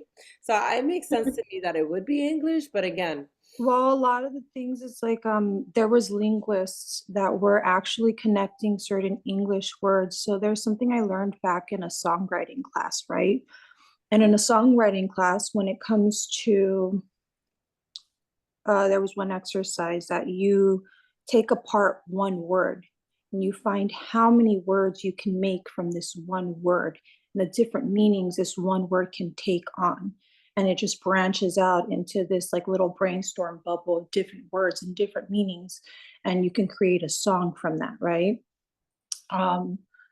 But one thing that gave me insight later on, because I didn't realize this until, I didn't really kind of walk with the Father, and I didn't really open my heart around that time yet. But this songwriting class I took years ago came to mind when I started reading and learning more about like the English language.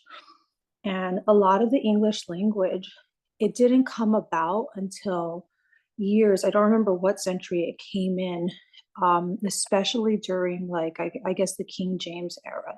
These words, the sounds that they make. So our English language is so hard for the reason that we have unnatural vowel sounds. When you sing, when they teach you about singing in choir, they teach you the natural vowel sounds. They are a, e, I, o, u, which are the same Latin sounds, the vowels. And when it comes to the English language, it's a, e, I, o, u, which is very unnatural for your mouth to make, which is why I don't believe it's Mandarin, because Mandarin uses the natural vowel sounds, which is why a lot of Asian speaking cultures cannot transition their vowels to any culture, really. If you think about anybody trying to learn English, it's very hard for them. And the way that our mouths move in English is very unnatural. That being said, there was another linguist talking about how English is possibly the cursed language, because not only that, even in music, a lot of people are talking about like, I think this was maybe about like 7 years ago where it popped out that if you rewind certain songs, like say by like Rihanna, Chris Brown, Beyonce, right? And if you backtrack and rewind them and you create a reverb, they're actually cursing you. The music itself, the song itself. So it's a production thing. It's something that happens with sound production, and music producers know exactly this, and anybody who's listening will understand if they know a little bit about music. This reverb that goes, you basically, the sentence I'm saying right now, you can reverse that sentence and it'll say something different. And that's what they're doing with music to create certain curses on people. Not just like the catchy songs. Yeah, and it'll be the catchy song. But also when you break down a word, sometimes you don't even realize that there's a word cursing you, because the original sound of it in a different language, like Hebrew, like what's the other language that wasn't just Hebrew, Greek? Messiah was also what again? I'm trying to think about it. Aramaic. Aramaic. Yeah, things like that. Like some of the original languages, they have specific sounds and words. And I remember somebody was talking about it, that in their dialect, we would use a specific word. And that we didn't know in English is that word is cursing you to be a slave, to like work, or to something like that. And you don't know it within the English language, because to us, the sounds just make the word. Yeah. But in other cultures, a sound used within a word actually has a negative connotation in a different language. Wow, that's crazy. I believe it. I believe it. That's why I'm thinking, again, I don't have all the answers, but I feel like it might be English. But thank you for adding that, Michelle. That's great. And speaking of languages, I wanted to connect again Genesis 11, 1 through 9, what took place with the Tower of Babel, with what took place after the Ruach is given to the disciples at the upper room, because we know that the whole purpose of them speaking in tongues was exactly to be able to communicate, now to expand the kingdom. Why? Because the languages were confused. And to me, it's so clear now more than ever how tongues is not just yapping. It's not blabbing, right? It's literal languages. When you look into the Strongs of Tongues, it's literal languages. And you guys were supposed to read this portion at home, but when you see the tongues that came about through the Ruach HaKodesh, right, divided tongues as of fire, they began to speak in other languages, right? And then we see that we have people that were dwelling in Jerusalem. We see that in verse 5, that were Jews, devout men from every nation under heaven. From every nation under heaven that were found in Jerusalem, from every nation. In other words, speaking different languages. And it says, and when the sound had occurred, the multitude came together and were confused, because everyone heard them speak in his own language. So it's the opposite of what took place with the Tower of Babel.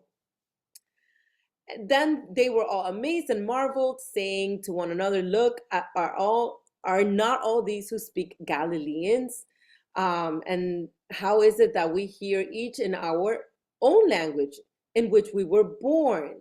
And then they give you specifics of these places that they were born, right? I'm not going to repeat the names. You guys can see it there. All these countries, different nations, they could hear them speaking in those languages.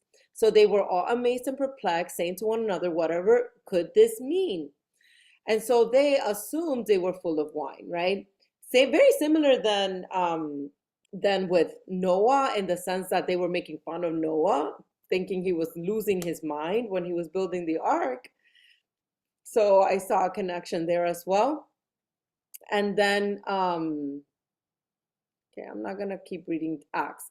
But the whole point of, let me see, I do want to read the whole point of them giving other languages. We see immediately, sorry, let me move this out of the way. Immediately that Peter, here it is, begins speaking to the men. And then he tells them exactly what was quoted from chapter 2 of Joel, which I had it here as part of the readings, right? In those last days, says the Elohim, the pouring of the Spirit on all flesh, etc., etc. You guys probably already read it, but he's quoting verbatim everything from Joel chapter 2. And then he continues evangelizing and telling men of Israel, hear these words, Yahshua of Nazareth, a man attested by God to you by miracles, wonders, and signs, which God did through him in your midst, as you yourselves also know, him being delivered by the determined purpose and foreknowledge of God, you have taken by lawless hands, have crucified and put to death, whom the Most High raised up, having loosed the pains of death, because it was not possible that he should be held by it. And then he continues, obviously, quoting them from, I believe this is the book of Psalms here. But basically, he continues, let me see.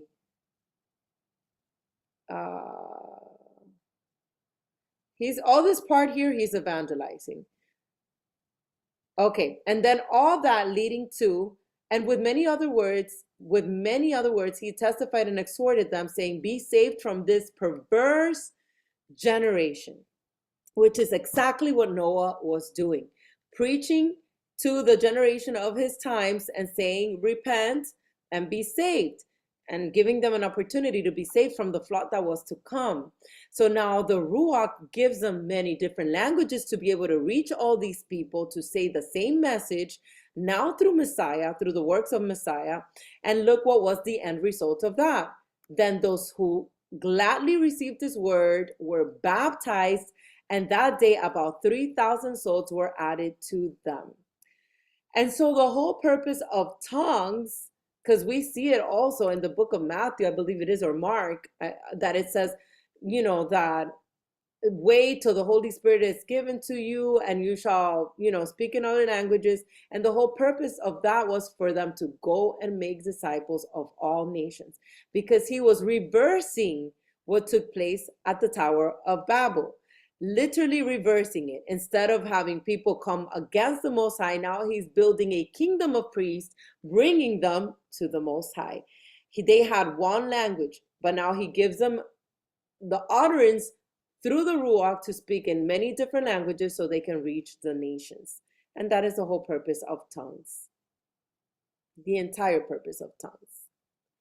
And so we see the second part of Genesis 11. It has to do with Sham's genealogy, his generations, which we know were righteous seed. And we know that from Sham's generations is where the rest of the righteous men like Abraham, Isaac, and Jacob came about. Again, we know that Eber is literally Hebrew. And from him came Peleg. Remember, I told you, keep in mind Peleg. Peleg then had these people, then these people, then these people. I want to go all the way to Terah down here. So Nahor, which came from the line of Peleg, again a Hebrew, begot Terah. And Terah and Nahor lived, okay, we know that part. And so Terah lived 70 years and begot Abram, Nahor, and Haran. So here comes our Papa, Abram. And so the genealogy of Terah begot Abram, Nahor, and Haran. Haran begot Lot. And Haran died before his father Terah in his native land.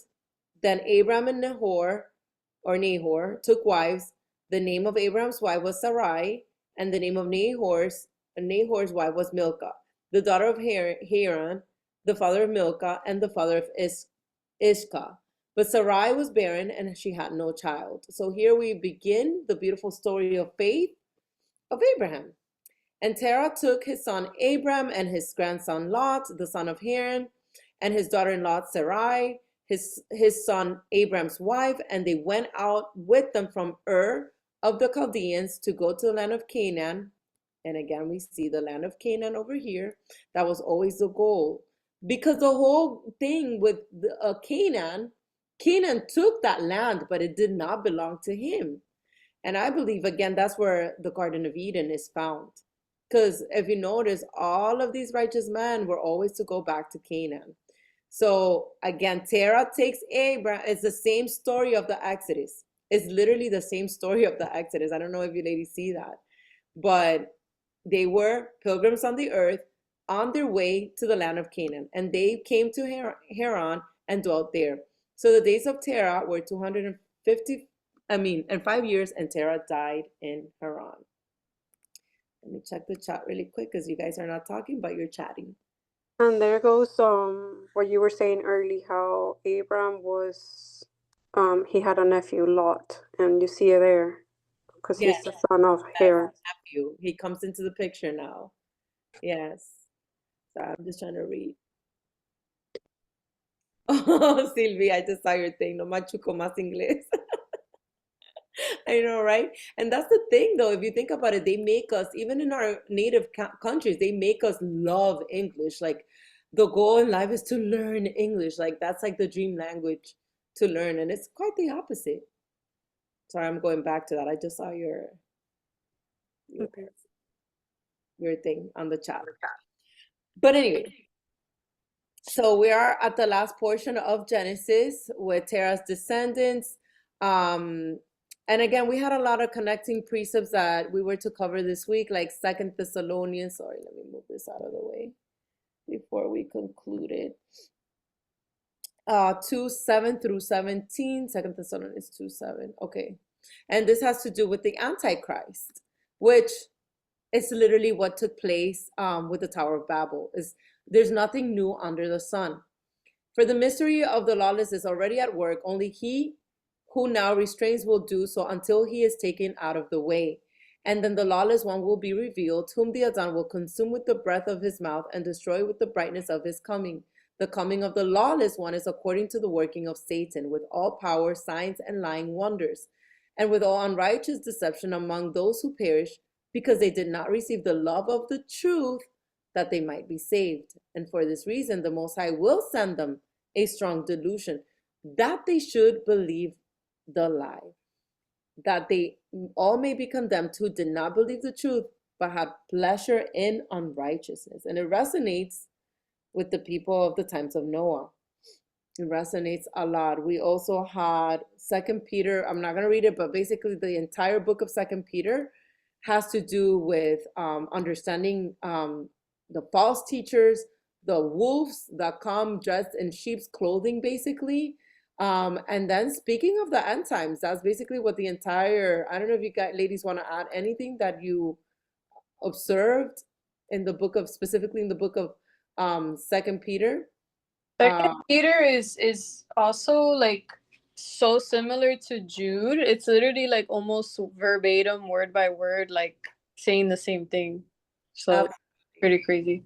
And it all has to do with judgment, and with the judgment that took place from the very beginning. Because remember how Jude even speaks, and I know 2 Peter does as well, of what took place with the wickedness. And what was the wickedness that took place at the beginning, right? If it wasn't the fallen angels mating with the women and giving them the knowledge and doing all these things and corrupting the seed of man. And even look how here in 2 Peter 2, it speaks of the cities of Sodom and Gomorrah. It speaks, I know we spoke about this in the last portion as well, how he did not spare to save the ancient world, but save Noah, one of 8 people, a preacher of righteousness, bringing in the flood on the world of the ungodly. And so the entire book of 2 Peter has to do with this, and with us basically learning from what took place there, so that we don't follow in their lawless deeds, right? Because Sodom and Gomorrah was burned into ashes, and we know that the whole earth was destroyed by water as well. And speaking of, sorry, I was moving stuff away. Speaking of Noah and comparing it with Lot and Sodom and Gomorrah, we have Luke, very similar to Matthew 24, where it talks about, as in the days of Noah, so will the coming of the Son of Man be. But here it adds the part of Lot as well.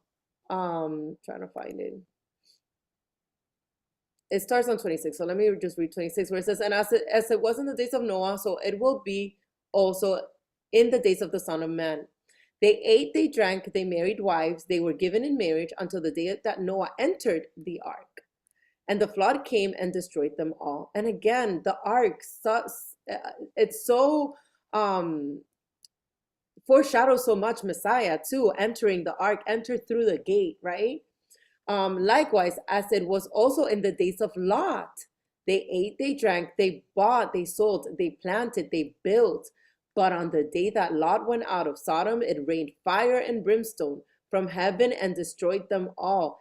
Even so will it be in the day when the Son of Man is revealed. In that day, he who is on the housetop and his goods are in the house, let him not come down to take them away. And likewise, the one who is in the field, let him not turn back. Remember Lot's wife. And that is key for us. It goes back to the beginning. Remember Lot's wife. Whoever seeks to save his life will lose it, and whoever loses his life will preserve it. Again, and we know that all this has to do with don't fall in love with this world and the things of this life. Don't be like Lot's wife, because as it was in the beginning, so it shall be again. We have portions in the book of Revelation. I'm not going to cover it because of the time, but you guys, if you guys want to add anything, please feel free to do so. I do want to just summarize If you guys don't have anything, I want to summarize with this. As the days of Noah were, so also will the coming of the Son of Man be, like we read both in Matthew 24 and in Luke. As believers who have been born again, we've been given grace that we didn't earn, saved through faith, not because of anything we've done. That kind of gift changes everything. It calls us to live in a way that reflects the Most High's love and holiness. When we look at the world today, it reminds us a lot of the days of Noah, a time when evil was widespread and people ignored the Most High's ways, his commandments, right? Just like Noah, who stood for righteousness in a dark time, we were also called to speak truth, warn others, and urge them to turn back to the Most High. Still, as we do that, we have to remember that it's ultimately in his hands. Our main goal should be to stay close to him, live with integrity, and regularly examine our own hearts. When we do that, we allow his grace to work through us, drawing others to the truth and the hope we found in Messiah. And that is my summary for this beautiful portion of Noah, or Noach, like I said. And again, a reminder that it means rest, that it means for us to rest in him, that there is nothing new under the sun, that everything that took place. So I'm trying to find something that I wanted to read to you guys. No, it wasn't this.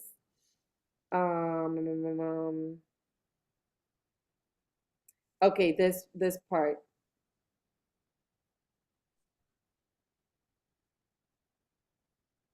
Actually, no. Never mind. I think I said this already. But what I wanted to say, oh, wait, no. Actually, I just see it right now. I see it. What I wanted to say is that learn from the experience. I mean, not the experience. Well, yeah, the experience too. But from exactly what took place in the days of Noah, we have men that were, in Matthew 24 and in Luke, it talks about that they were going, being married and just basically following the things of this life, right? They were lovers of themselves, lovers of everything that had to do with fulfilling their desires. They were self-centered. They were even narcissistic. We've been talking about narcissistic behavior, but that's nothing new. That's come from the beginning, and the biggest narcissist is Satan himself. These people were lovers of themselves, lovers of money, lovers of everything that had to do about covetousness, right? About greed, about materialism. They were boastful. They were arrogant, right? Excessive greed, excessive pride, excessive self-promotion. We also, obviously, they had haughtiness. They were arrogant. They were abusive. They had violent behavior. We know that they were not righteous at all, but instead they were lawless, right? And very disobedient, very ungrateful, very unholy, without love, slanderous, everything that has to do with lawlessness, and lovers of themselves instead of lovers of the Most High, or lovers of good.